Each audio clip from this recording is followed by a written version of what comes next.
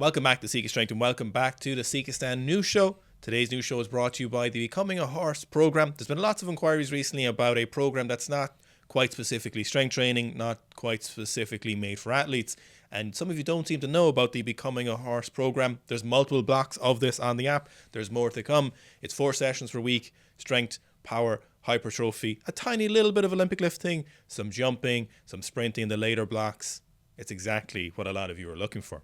Now, first up, we have got Colby Ferguson, not Ferguson. He's not Ferguson. He's not a member of the Black Eyed Peas. So this is an American lifter who we've just seen recently. A lot of you sent this in. Colby is a bit of a new member to the international weightlifting team in the US. He has been Olympic lifting for 2 years, but I have to imagine he's been doing some kind of strength training prior to that. He was a 109 kilo lifter and he clean and jerked 227 kilos. So this is the second heaviest clean and jerk by any American weightlifter ever, maybe third heaviest. So we'd have had Shane Hammond and Kane Wilkes would have probably had the two highest. I'm sure Kane has done in the 230s. He also snatched 170 kilos. It's funny how he's clean and jerk outshadowed 170 kilo snatch, but here we are. He was a 109 kilo lifter, or he is a 109 kilo lifter. I'm not sure if he weighed in heavy at this particular meet. He's heading to the Worlds next month for the USA, and he's just 22 years old. So this is definitely that talent we've heard about and talked about being definitely in the US. One of the major aspects of that talent within the US, the country of America basically, is the fact that they're doing S&C work from the time they're so young. So as football players, baseball players, whatever it is, the high school system, the college system over there is just really good at developing athletes. Now, for me personally, one of my favourite aspects of sport is the fact that you're going to get freaks every so often. And this is undoubtedly a freak. This is undoubtedly a freak occurrence. Clean and jerking 500 pounds after 2 years of weightlifting is simply absurd. And that is one of the crazy things about having vast amounts of people involved in long-term athletic development programs is every so often you get somebody like this, you get someone like Ilya, you get someone like Lou, who will just surpass everything you ever thought was possible at a rate you didn't think could ever exist. Now moving on to Team Italy, we have Guilia Miserendino back training again. So she had what appeared to be a hip injury a couple of months ago at the start of the summer, late spring, coming into that last chance qualifier for the Olympic block.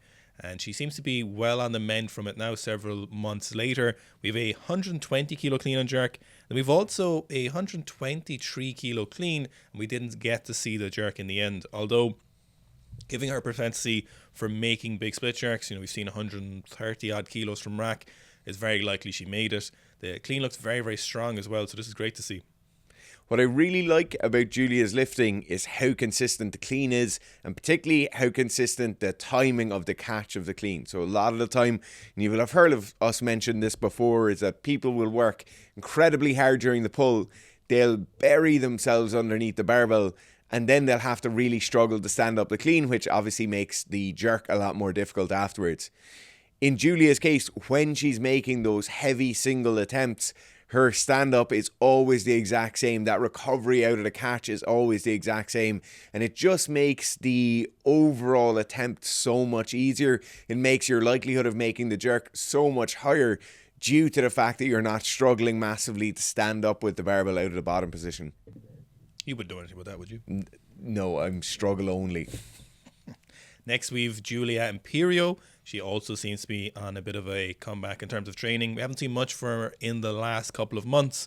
Obviously, the Team Italy's weightlifting has been through a little bit of a turbulence since the Olympics and leading up to the Olympics. There was a bit of high hopes from everyone, but it didn't quite manifest. So hopefully they're going to show up in good form at this year's Worlds. We've got an 85 kilo snatch from her here without straps. One thing I'd like to draw your attention to here is the upper back position. You can also see this in the clean and jerk before with Guilia also, is the tightness in the upper back just before they begin pulling.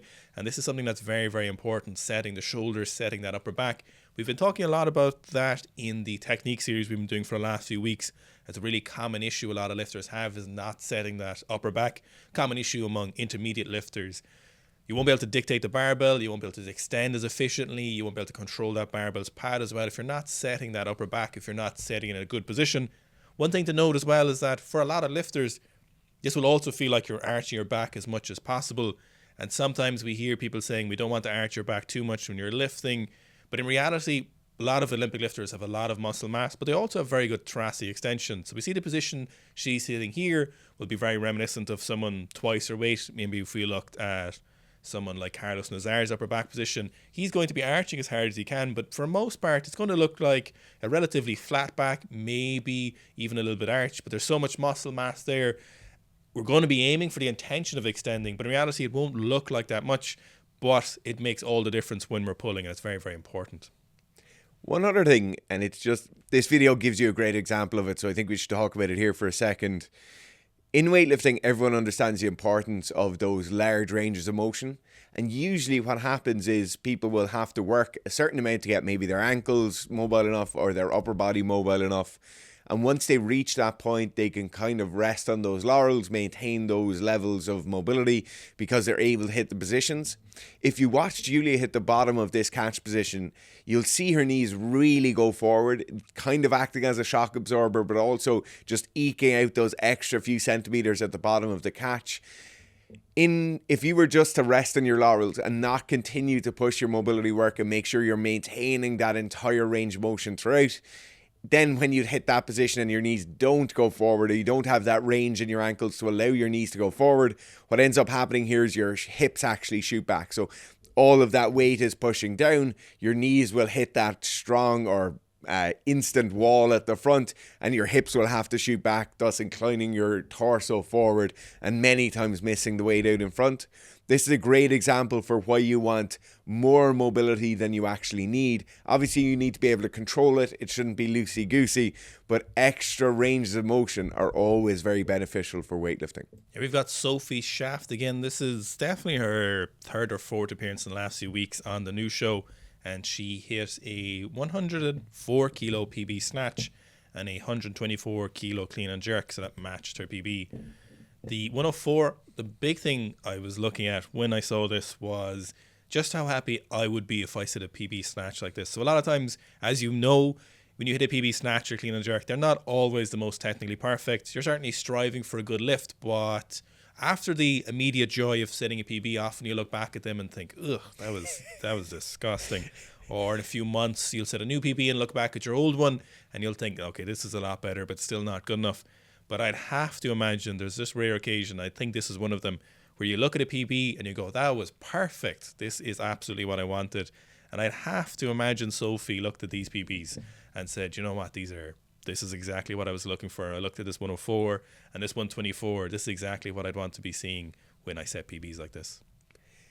This brings up the idea of the American system once again, and the excitement that kind of builds within having such a massive country, but also having a non-centralized coaching structure means you have athletes out on their own, obviously with their coaches and their teammates, but it just leads to this amazing kind of level of competition amongst the national team.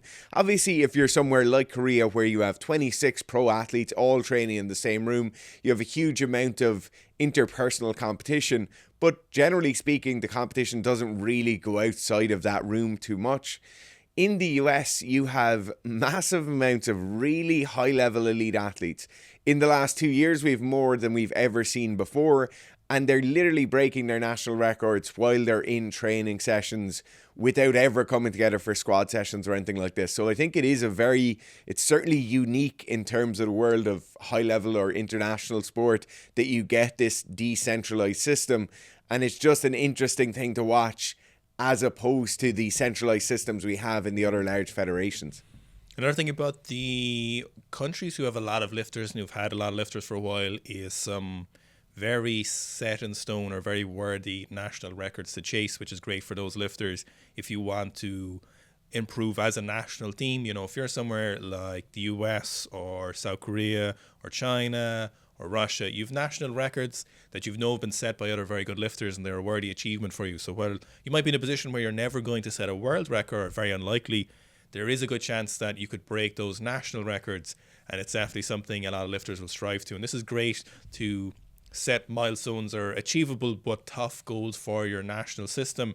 And if you make sure that they're well known, possibly even well rewarded, like in some countries, South Korea will be very well financially rewarded to it, it's incredibly beneficial. In other countries, then it's unusual or not as nice. There was, for example, a period where I set super heavy records in the Irish national records by accident. I weighed in at like 105.6, and the lifts I did were super heavy national records. But then as a 105 kilo lifter, I was aiming at my first Europeans seniors to break national records, and I was training very, very hard to break those. The extra motivation for me at the time was the lifter who set them tested positive a few months later, so it was quite a novel achievement. They're not as big national records as other countries, but it is a very valuable thing to chase, and it's something you should be proud of if you break your national records, whatever country you're in, even if they're super heavy records and you're not a super. Even then.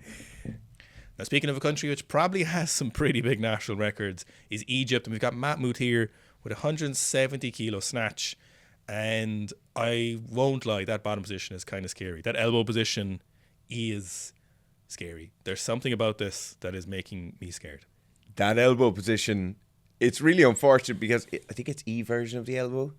That basically non-linear tracking of your elbow. So if you were to draw a line from your wrist to your elbow to your shoulder overhead, normally speaking, that's a straight line. In some people, that line deviates off quite severely, where you have a different elbow or angle coming out of your elbow than you do from the humerus coming into the elbow. Is it problematic? Well, particularly in Egypt, we've seen a massive amount of lifters over the years having this particular joint structure around their elbows. It's not like elbows. It's not like they've always been injured. It's not like there's a massive propensity of injury around the elbow. Certainly, we've seen a massive amount of dislocations, breaks, and even compound fractures of elbows in weightlifting competition. But from what I've seen, I certainly haven't seen it to be a higher likelihood in this case. But it certainly does kind of eke you a small bit when you see it. Typically, you'd only, or largely, only see it in female lifters. It also looks to be just on his right elbow. Sometimes it's not super apparent, though, depending on what angle you're looking at. But from here, it looks like his left looks relatively normal on the right-hand side. So I'd wonder if you've had an injury before, and it's a remnant of that or an artifact of that. But it's great 170 snatch otherwise. Now we've got another American talent, Hampton Morris, squatting 227 kilos or 500 pounds for a double. I don't actually know if we've seen Hampton go for a heavy single this year. So he was on a big clear for back squats on the way up to the Olympics. We're doing something like 200s for eights or something around that. He's obviously a very, very talented lifter and Olympic medalist, but this 500 pounds for a double is massive. He's an interesting lifter in the fact that when we do look at his squats, people do often query his back squat depth. And if you compare it to his full snatch, his full clean depth, and like Dara was talking about a few minutes ago with Julia, that those extreme range of motion are incredibly beneficial.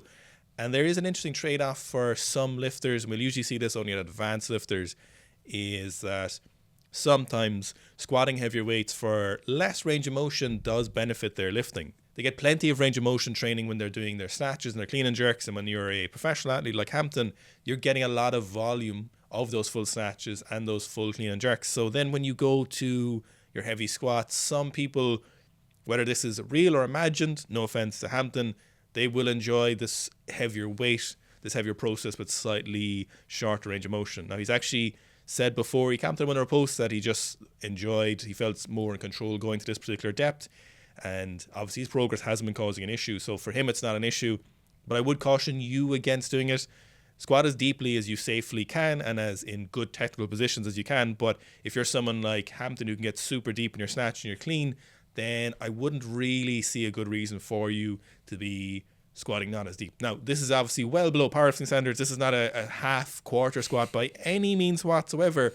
It's just in comparison to Hampton's full snatch or full clean, where he hits an extreme range of motion. His ass is nearly touching the floor. Then we go look at his squat. We're like, oh, that's noticeably a little bit shorter, but still very much a very deep squat. There's some other incredibly unique things about Hampton's squat.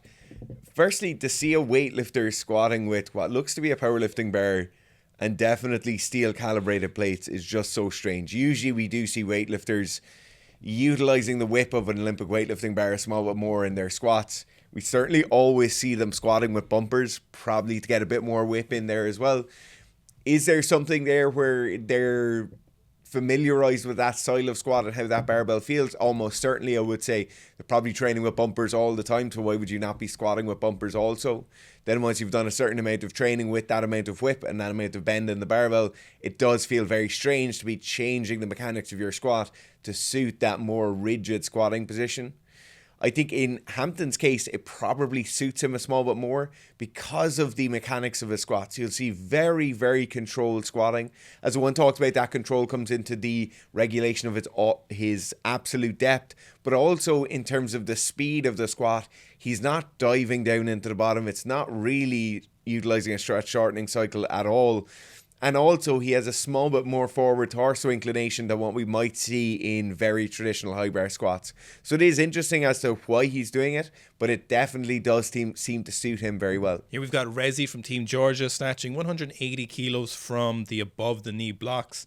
He's competing as a 96 at Worlds in a couple of weeks, and this 180 looks super solid. I'm sure this has to be a PB for him. I'm sure we've never seen him do anything with 180 before. Or at least not in video. He may have heavier lifts, of course, and not shown them to us. Very, very nice lift, 180 kilos. He's relatively young, or is a younger member of the Georgian national team. What does a heavy block snatch mean? For some lifters, you could see more from the floor. From other lifters, you might see a lot more from the blocks. It's something that is maybe a confidence thing, sometimes a technical aspect. Both of those are appropriate in the right cases. It's important if it's a confidence thing that you don't get attached to it. Sometimes we'll see lifters using this in maybe the intermediate or the amateur scene, making attachments between lifts that aren't always a guarantee to improve your lift from the floor. But we'll see things like, okay, if I PB my back squat, my snatch will always go up. But there's going to be a point where you won't be able to PB your squat anymore, or it's going to be so much harder, it won't make sense. And then we don't want to get tied down into those things. Now, obviously, I'm not saying that's what Rezi is doing here, but it is an interesting thing we see sometimes where people say, if I PB my back squat double or something like that, or if I triple in my front squat, I can definitely clean it. And these are nice for a short period of time, but sometimes you can run into the issue where a lifter then gets really attached to this process, or it's, I just need to clean it first, and then a few weeks later I'll clean and jerk it. All of these are common activities, and they're a bad habit to get into. We want to just be tipping away with each one of these as needed. We squat what we need, but we don't make any associations, and we let those isolated events or those isolated streams be isolated. So the snatching is progressing as the snatch need to, and you PB when it's time to and when you're ready to, and it's not super related to other aspects. So obviously the physical aspects of those come into it. So, you know, if you're trying to snatch 100 kilos, we generally talk about 160 to 180 kilos for most adult lifters being relatively appropriate. And you make sure you're strong enough, and if you're not strong enough, then you facilitate it. But don't put yourself in a scenario where, okay, if I do it from blocks first, then I'll do it from the floor. There's a lot of errors with that, and you don't want to spend your time chasing a block snatch when you don't need to. Other times then it's very useful for just a lot of speed, which we can see with Rezi here is putting a lot of speed into that barbell. You might have heard us talking before about the use of higher block work somewhat bastardizing the technique. So you're suddenly altering the technique you're using to do stuff from the high blocks, and it's not putting you in the same position you would be if you were pulling that barbell from the floor doing a full snatch or a snatch pull or anything along those lines. In Rezi's case here, you see really good positions. So what am I looking at? The first thing is those shin angles. Usually we want those shins to be fully vertical. In this case, the barbell is just above his kneecap, right? So he's just gone through knee passage. He's starting into his second pull. Where's the body going to be during a full snatch here? We'll have fully vertical shins, which he has, and we'll have shoulders out and in advance of the barbell. When the bar is passing the knees, our shoulders should be at their furthest point out in front of the bar. We shouldn't have our shoulders back behind the bar by this point. If you were doing block work from this height and you were doing things wrong, so you might be doing that slightly altered technique to get some extra few kilos onto your high block work, what would it look like? Well, the first thing is you'd have more of a knee bend, so you'd have your quads scooted in underneath the bar a bit more. You'd have knees out and in advance of your toes. And the big thing you'd have is shoulders back behind the bar, so you're kind of reaching into those positions. You're really pulling the barbell back into you. If you're doing these in training this week, have a look at Rezi here. check and see, does your position look similar? Are your shoulders out and in advance of the barbell? Are your shins at a nice vertical position? And if you have both of those things, you're 85% of the way to having a nice position at that point. Yunus Rostami of Kosovo, not of the Republico, ran here with 170 kilo snatch. So this appears to be the heaviest snatch we've seen from Rostami on his comeback train here. Whether he'll actually show up at Worlds and lift for Kosovo is interesting. I'm somewhat doubtful, but a little bit hopeful that he will actually show up. Interesting story about Rostami. So Gabriel told us this during the London Olympics, I think it was. Rostami was lifting the back room. They were both, of course, in the 85 kilo category. Rostami warmed up with straps on his snatch at the Olympics on game day in the back room. He went something like 70, 120, 150 on the snatch with straps on. I don't remember exactly what Rostami hit. I think he might have bombed out in the snatch, but I don't remember him hitting anything massive. An interesting story. Even Gabriel, who is a bit of a lunatic at certain points, has done some crazy lifts, thought that was kind of stupid. So there's a random story for Rostami for you. Nice 170 snatch all the same, though. Really nice looking snatch. What I'm really confident about here, and we've mentioned this probably 2 out of the last 3 weeks Rostami's been on, is the fact that how smooth it looks, and we're not getting any massive deviation from side to side. So we don't see any of that imbalance coming from side to side. We don't see any rotation around the torso, all of which fills me with confidence that he has been progressing well and kind of training well, and he's not getting any of those old habits or pains back. The other interesting thing is just how well built Rostami is for snatching. Very, very, I would say, if his arms were any shorter, it would be negative for his snatch. He just seems to be built exactly how a weightlifter should be built. And obviously you can see it there in how easy that 170 is. Well, he is 2016 Olympic champion, so he's bound to be built somewhat well. Here we've got from South Korea, Wang Jong-bam with a 210 kilo clean and jerk. He is also a 96, I believe, or will be competing as a 96 at Worlds. He's done 220 kilos. He's a very, very solid lifter, and this split jerk is excellent. It's great to see that the South Korean team have turned around their jerk success rates for the most part, or improved them a lot across the team. I wanted to ask when I was in South Korea what they did to change, because it was almost a meme about 15 odd years ago, 10 odd years ago, that South Koreans were notorious for cleaning anything with excellent technique and then not being able to jerk it. But Yang Ho of We Lift Weights was too afraid to ask. He said it was too rude, but I would like to know. I felt like they would have taken it quite well. Either way, they've made a huge improvement across the team in terms of the snatch and the clean and jerk, of course. They've an excellent weightlifting nation, and this 210 jerk is superb. It's never surprising that when you see people with excellent split jerk technique like this, they always have massive strict presses and push presses. But you can really see that what we refer to as continuation of that drive as he comes out of the bottom of his dip and drive. It's basically one smooth press overhead. He's not throwing the bar overhead and then jumping underneath it. It's one continuous drive the whole way through. The other thing, and this is something that I think the South Korean team do arguably better than anyone else, barring one or two lifters in particular, is how well they place that front foot out in front. So a lot of the time when those weights get heavier, we'll short step the front foot. On the South Korean team, we really don't see that. Obviously, there's one particular exception to that. But you really see it here. Really gets that front heel out in front of the front knee. And it is an exceptionally good split jerk. Once again, translation is interesting. It says, even if it's heavy, I'll have a cup of yogurt. That definitely got lost in translation.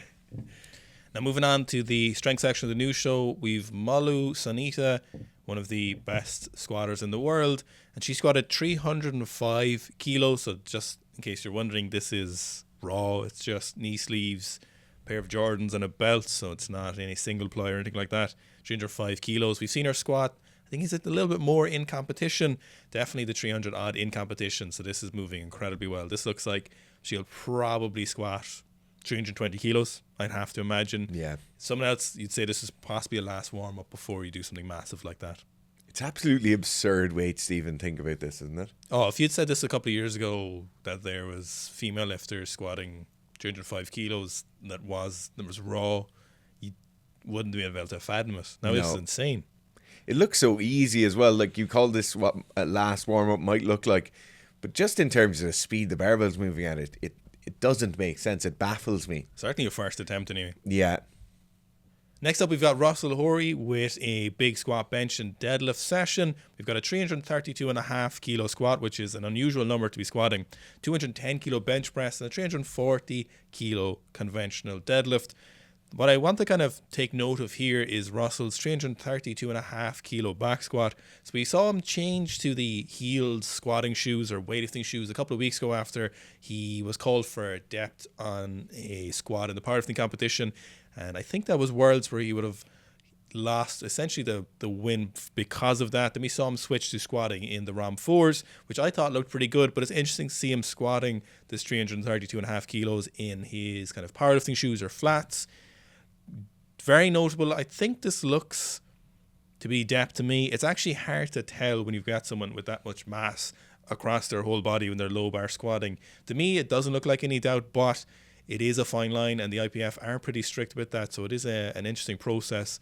It's also very hard for someone of this strength to be fine-tuning that process. You know, it's not quite the same if you're trying to adjust a 180 kilo squat. You know, when you're well into the 300s, it's tough work, it's fatiguing work when you're looking for what are essentially tactical changes or precise tactical changes to those weights.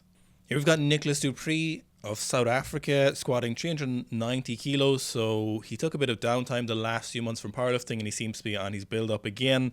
390 kilos is obviously a pretty sub-maximal lift for him.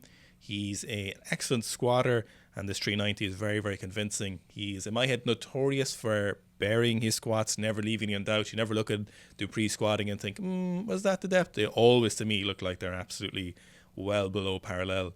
He's always interesting as well in the fact that he's always vibrating with those heavier weights, and it makes you think that it's super hard for him, but I'd say in reality this is a piece of piss. This is the case where, and we've talked about the mono lift being very, very useful for once you surpass a certain amount of weight. You'd have to think, looking at the vibration, and this isn't just in Nicholas's case, but in many of the heavier squatters we have on here every week, when you see someone walking out 350, 400 kilos for a back squat, at what point do you just say, I'm not going to squat that weight unless I have a monolift? Speaking of squatting massive weights on a monolift, we've got Jesus Oliveira, Mega Gojira, squatting 455 kilos, which is 1,003 pounds, and this is his 15th squat at 1,000 pounds or more. This definitely, in terms of the raw world, must be one of the heaviest, the highest number of people to do this. I'd have to imagine. I can't think of anyone else who'd be doing this. There's possibly some others, but this is a gargantuan squat. The big thing with Jesus' squat is the consistency. They always look the same, even if it looks like he's just or if he's been close to a miss. The speed is very consistent. The technique is basically the same from the light warm-ups all the way up to this 455 kilos. I think he's got a lot more left in him in terms of his squat progress, but that might not be the case. You might look at this and think, oh, this is super easy. He's got another 30 kilos. But in reality, he could add 5 kilos to this and not manage it. I doubt that, however. I feel like he's got a lot more in him. And he's also a pretty young powerlifter as well. And obviously, strength takes a long time to develop, especially the top-end world record, 1% or 0.1% strength. So I feel like there's still a lot more to see in Mega Gojira's squat. And I think in a few years we'll look back and be like, oh yeah, that makes sense that he ended up squatting those gargantuan weights. 1,200 pounds. Yes. I think as well for somebody in Jesus's case, when you're this young, this talented, it's not like there's not other people out there baying at his heels, but he is certainly in that top 2 or 3 in his category, right? Every rep should look like that. If you're the person and you're right up there at the top, you're trying to hold on there for as long as you possibly can, you're still incredibly young, you've no massive limiting factors on you that would cause you to have to grind out an extra 40 pounds or 50 pounds of training because you're really chasing it. Obviously, really chasing those goals isn't the thing you should be doing. You should be doing the best possible move every single time you move a piece on the chessboard. But in Jesus's case in particular, when he's already there, it's not like he's coasting, but he's certainly already at that insane level of achievement. He's already at the upper echelons of powerlifters in history. he should have every single maximal squat looking this good. Here we've got Hafthor Bjornsson deadlifting 459, 460 kilos, depending on what way you want to flip it, at the Rogue Invitational in Scotland just this weekend gone. We had also Mitchell Hooper deadlifting 438 kilos, I think, which is interesting. Mitchell was looking to be involved in the race for the 505. Now, Mitchell came quite close to it a couple of weeks ago from the floor, so it's interesting to see there's a few people still battling around, but I still think Hafthor is the man to do it. We're still waiting for someone to do 500 plus conventional without a suit on, and there's a lots of talk. Obviously, we've talked before, and a lot of you guys have given us some interesting feedback on how much deadlift suits actually add. Some people say they add very little, some people say it's 10, 20, 30 kilos, but I would be very excited to see a 500 plus kilo deadlift in competition without a suit. The straps thing doesn't really bother me. Sometimes you see comments, they're like, why are you using straps? You wouldn't lift that much. But that doesn't really do the decision for me. It doesn't really impact it for me. The suit is something where I'm like, I used to give it a bit more of a pass, but the more you see people talking about it, the more people are like, oh no, you do actually get quite a bit out of a suit. So my interest in equip lifting isn't very high. I know Dara's quite similar, but straps for me aren't really something where I give any care to. So seeing someone do 505 or more with a conventional deadlift with just straps on would be outrageously impressive. And I think it's hard to tell with these weights really how much more can be added, what point in his peak he is, or what point in the training block this is with this 460 odd kilos. But considering we've only seen him kind of on the comeback for the last couple of months, most of this year, it takes a long time obviously to work up to those weights, and obviously he cut a lot of weight when he essentially changed sport for boxing a couple of years ago, and we always need to think about these strength cycles in year blocks. So it's still too early to tell, but I think the potential is there. This brings up a very noteworthy point that we see outside of strongman and we see outside of strength sports as well, but there seems to be a thing. So obviously you have your favorite strongman or whatever, and then people say he's going to smash the 500 or the 505 or whatever it is. In my opinion, Hafthor's really the only person around there at the moment. I think he's certainly the only person who's talking about doing 500 plus on both the deadlift and the squat in the same day. But there's a small bit of cognitive dissonance because you have your favorite strongman athlete or world strongest man or whatever. You have them and you hold them to such a high prestige that you'll see them pulling on 400 kilos plus and think they're only a couple of months away, because you'll see someone like Eddie or you'll have seen someone like Thor pulling on maybe 420 and then going to 450 in a few weeks after that, and then obviously 500 in a few months after that. But there are so few human beings alive right now or alive in history who will ever have been anywhere near close to being able to do this. And the distance between those lower 400s and then someone doing mid 400s with the ability to do 500, that distance is absolutely vast. It's somebody doing a 9.00 100 meters versus all the other sprinters in the world being able to do a mid 9s 100 meters. It's a massive gap, and I think we don't appreciate just how massive that gap is. We're talking about the very, very top end of human potential ever, or so far as we've seen. And these 30 kilo jumps or 20 kilo jumps or 40 kilo jumps are absolutely astronomical. And I think because we're used to seeing people gaining weight and increasing their 1RM numbers, we think there's some way possible. But to be honest, I think Hafthor is probably the only person able to do it right now. Here we've got Maxon Cheater squatting 365 kilos or 805 pounds for a PB.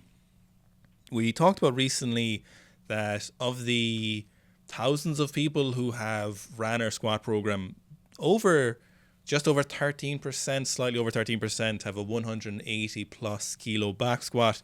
The vast majority, we're talking 72-ish%, I think, maybe 75% or so, were in between 100 and 180. That's where the large majority of people running our squat program fell, and it's easy to look at stuff like this and watch the news show and look at Instagram and think, oh yeah, sure, an 800 pound squat or a 400 kilo deadlift are super common. They're so rare.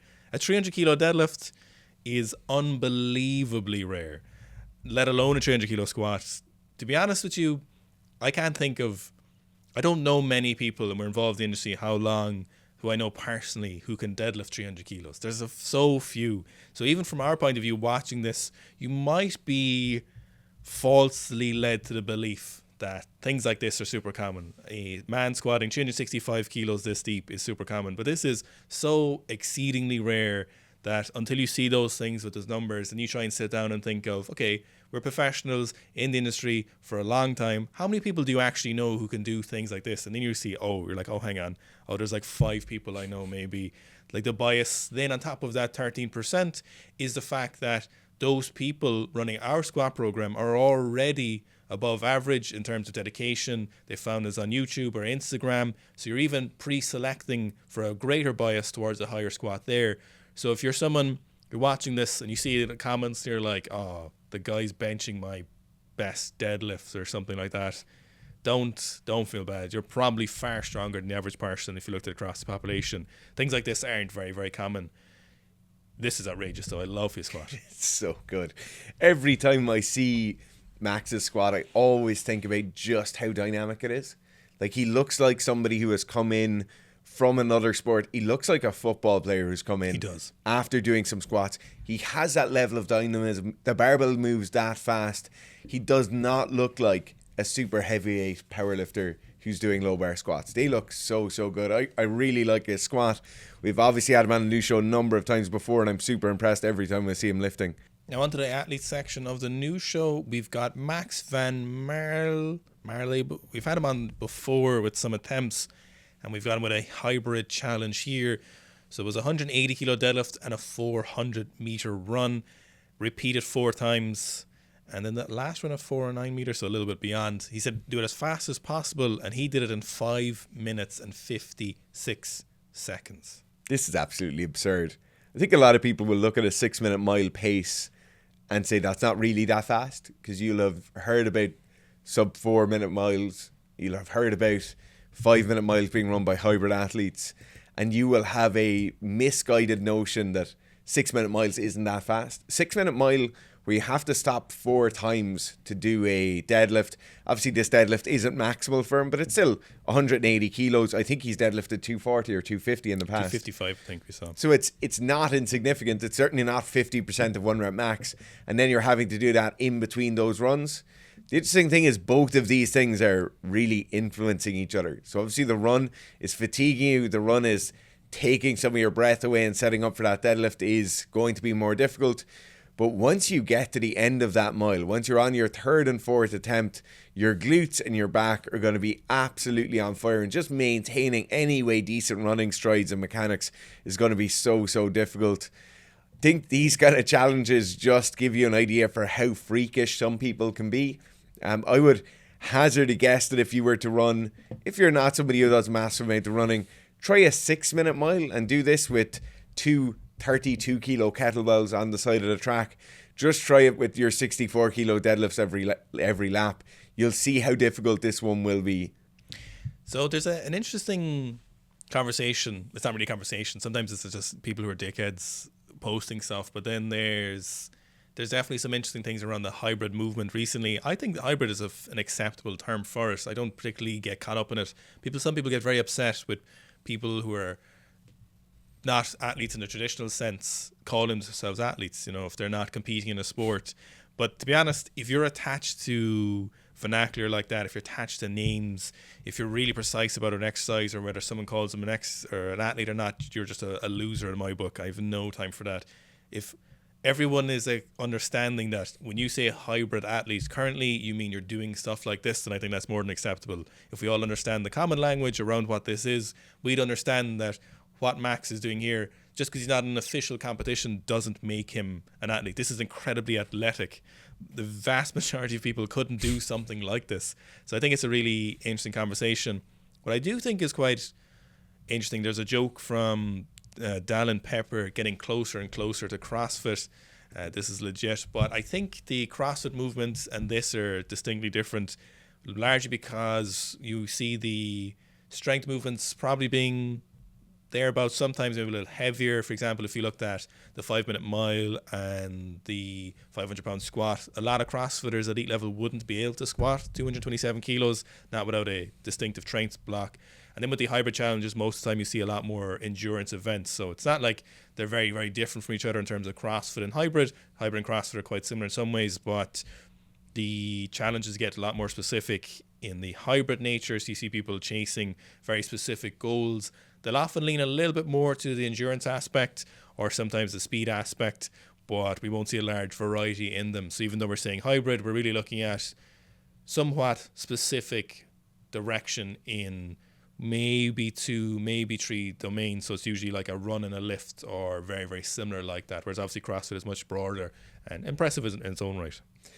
I think that's a great iteration of how important specificity is to training. What you notice with a massive amount of the CrossFit, the High Rocks communities, is incredible levels of general fitness, which is what they're training towards. They want to be, that general physical preparedness is there.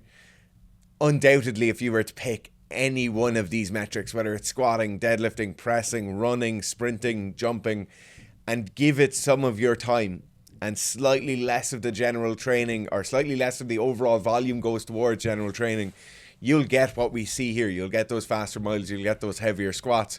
But there is a very definite trade-off, and that trade-off just isn't worth it for many people. They want that more generalized fitness. They want to be able to go into the gym and just do a session that is 45 minutes to an hour and get that session done, which obviously is amicable in its own right. But for those heavier lifts, those faster runs, those longer runs, you do just need more specificity, and you can't generalize your way away from that. Also, just let people enjoy themselves as well. I don't get it. Like, just let people enjoy. If they want to call themselves hybrid athletes and do it. High Rocks is definitely one of the fastest growing sports from being nothing. Up to last year, you were like, High Rocks, what's that talking about? We did a seminar at the start of this year in a gym, and they were thinking about changing to a High Rocks gym. We were like, oh yeah, it is getting kind of bigger. Now at the end of this year, the amount of you asking about High Rocks, the amount of people changing to High Rocks, you see Nick Bear prepping for High Rocks, he spotted a growing market. Just let people enjoy themselves. It doesn't fucking matter. It's so insidious to be like, you can't call yourself a hybrid athlete. Who can call themselves a hybrid athlete? Like, shut the fuck up. It's so annoying. I also thought of all groups of people or of all groups of fans, hybrid people will be the least likely to get into this kind of crack of, oh, you're not in my club. Yeah. Because there is no club. Hybrid doesn't exist. It's not a sport. You don't have anything. Yeah. You're just doing what you want to do. Also, deadlifting in spikes as well is It's outrageous. absurd. Next, we've got the Welsh rugby team doing some power cleans. And this is definitely an interesting one because we were on Dane Miller, Garage Strength podcast just a couple of weeks ago when we were talking about elite rugby and some numbers they might be doing. You know, and we've seen American football players, NFL players, lots of them power cleaning 160, 170, 180, 190 kilos or full cleaning them, massive weights. And Dane was querying, what would you see an elite rugby player doing? And we said, to be honest, if you saw 140 power clean from elite rugby player, that is massive. The power clean for rugby is a nice to have. Some of these are quite nice, these 100 kilos here, very sharp. And that's about it. If you're moving it like this, even for an elite rugby player, if you can move 120 decently, you've got most of what you're going to get out of the power clean for rugby. It really is just one of the things of a sport appearing to be very similar to another sport, yet not really having that much crossover at all. And the rugby and football thing has obviously been a big point of discussion in the last number of weeks, probably due to the podcast with Dane Miller and a few of the other videos we've been making. But this is a very, very good power clean for a rugby player. A lot of the time we don't see rugby players doing power cleans. Mostly what we see is high pulls from the block. Shoulders are the first thing to go after brain tissue for a rugby player. So you're really not going to have those expert levels of external rotation in the shoulders. And if you do have them, they're, as Owen said, nice to haves rather than the most important thing possible to be driving them up. But certainly a 140 or a 120 is a really, really nice weight to be doing some hang powers at. Yeah, and the state of Welsh rugby currently obviously is not to do these power cleans. The power cleans are the least of their worries. Now, sticking with the athletes doing Olympic lifts, we've got Sander again, who is a pole vaulter, and he is doing some power snatches, hang power snatches, and some split jerks. We've gone doing some hex bar deadlifts, and a few other very interesting assistance exercises. And it brings up the notion of how useful the Olympic lifts are in sports. There's a lot of people on both sides of the camp who are pretty die-hard advocates for one or the other, where say the Olympic lifts are no use. Other people say they're really, really important.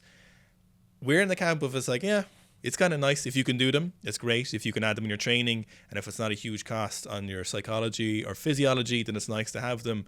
But for the large part, for most sports, unless we're getting really specific into something like we talked about, for example, the Olympic lifts for judo, say a big clean, for example. But for most people, you can essentially get the same benefits or even better depending on who's training them and how you're training them from other aspects. For example, we're saying if someone put an ultimatum to you and they said, would you rather an athlete only do the Olympic lifts or would you rather they only do a big heavy high bar squat and sprinting? And I would pick, for general athletic development, high bar squat and sprinting all day, without a doubt. There's not a huge difference in what you're getting, but you're losing a lot if you're just doing the Olympic lifts. Now, I know that's not the case, and we have some lifters who are very good at all of those, and there's no reason you can't include the Olympic lifts in your training in a smart endeavour, but the Olympic lifts aren't the be-all and end-all, and I think sometimes people make the assumption that we would say that, and we would think that coming from a weightlifting background, but if you look at all the programs we've ever ran with athletes, and if you look at our programs for athletes, they're there, and they're there to a small degree, but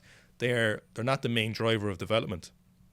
Two interesting points to get this particular training session. The first thing is the idea of plyometric work, weighted jumps, and some weightlifting movements in your bare feet.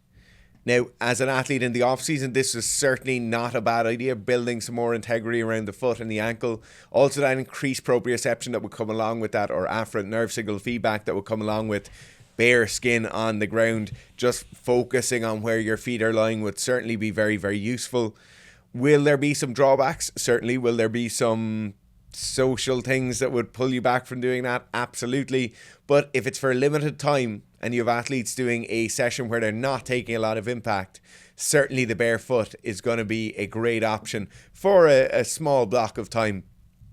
Also, if you're going and doing some sprinting and jumping training and you're finding that tracking or the general positioning of the foot is non-ideal, some training in your barefoot or some of your S&C work in your bare feet will allow you to get some slightly better afferent nerve signal feedback and hopefully learn those proprioceptive patterns a small bit better. The second thing then is something we've talked about previously, and that is level of intensity during the session itself. So when you're doing a session like this, like Bulgarian split squats jumping or hex bar deadlifts with a jump at the end, the intensity is absolutely vital here. You can do a small little baby hop at the end of your Bulgarian split squats, or you can move that hex bar quite quickly and kind of do a bit of a jump at the end. But unless you're actually going all out, balls to the wall on it, you're not going to get the most explosive work done, and you're not going to get that much value from it. It's the exact same thing in weightlifting, but in weightlifting we have the immediate yes or no of it being a made rep or a missed rep. If we're just doing the jumps, you don't really get that yes no, you just get a slightly lower jump. So if you're doing these sessions, you must be the police officer there with your speed camera. You must be the person looking at those videos at that stopwatch, making sure you're actually trying as hard as you possibly can and sending it when you're doing those jumps. Here we've got Kyle Freightrain Garland, who's a US decathlete, and he is power cleaning 145 kilos for a set of 3 on the power clean. Now, it's interesting to piggyback off the conversation we were just talking about there in the UC Olympic lifts. And if you can get really heavy with them, and if you can get to big weights like this, for a lot of people's sports, you are going to get some benefits. It's important to say that we're not suggesting that the Olympic lifts have no benefits. It's just that they're not the be all and end all. They're not the only thing you can do to get there, again, unless it's someone super specific. The decathlete is something that's very, very interesting. It's a obviously massive variety in your training endeavors, focusing on which thing to focus on or periodize, and currently training different aspects. It's a very tough sport to train for, and you do often see is that the athletes at the top level of decathletes, it's a no-brainer, are some very talented athletes. It makes perfect sense that you'd see people are just very talented when they get there across a lot of domains, and they also often have very good power production capabilities, and here from Kyle is a great example of that. This brings up an idea that I haven't yet started properly researching, but I'd love to know the kind of gamifying of the decathlon events, where I wonder, do you have specialists in the throwing events where bigger, powerful, more athletes will focus on those? Then you might have your speed specialist. You might have, obviously, the nature of decathlon is not having a specialist. It's having somebody who's very good at everything.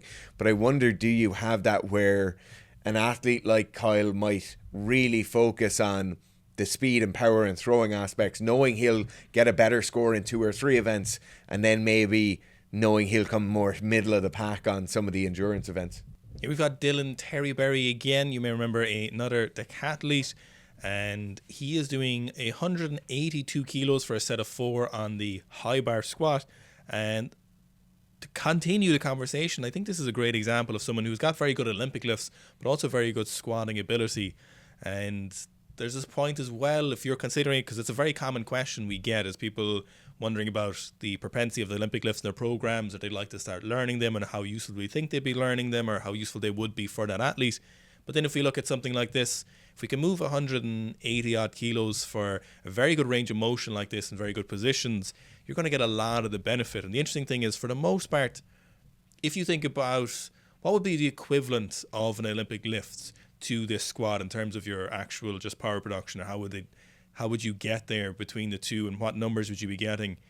180 for 4 reps for a good athlete is pretty reasonable to get. A lot of athletes could get there.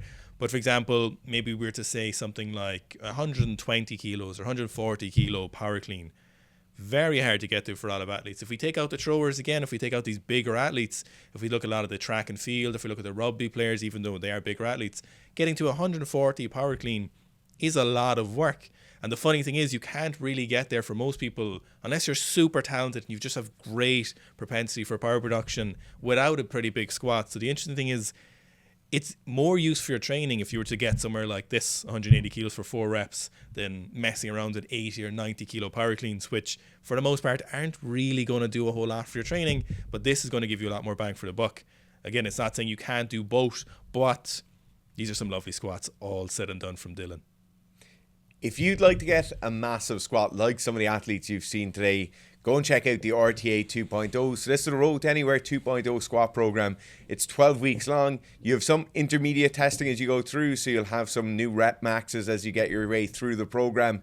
It is difficult. It is a hard squat cycle. You're going to have to knuckle down for those 12 weeks, but people get absolutely massive results from it. You can try it during a free trial. Just click on the link for either the Apple App Store or the Google Play Store down below, and you'll be able to see the app, see what the program looks like, and hopefully run the best squat cycle of your life.